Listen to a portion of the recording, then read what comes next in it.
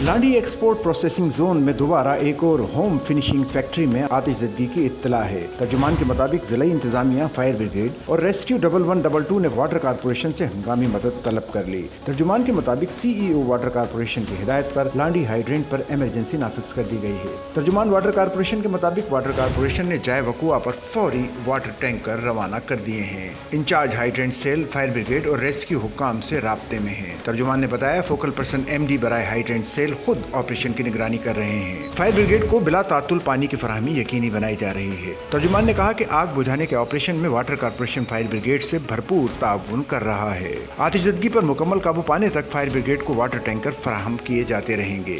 Sachal news network की videos में खुश आमदेद। नाजरीन, वीडियो से मुतालिक अपनी कीमती राय का इजहार कमेंट बॉक्स में ज़रूर करें और चैनल को सब्सक्राइब करें।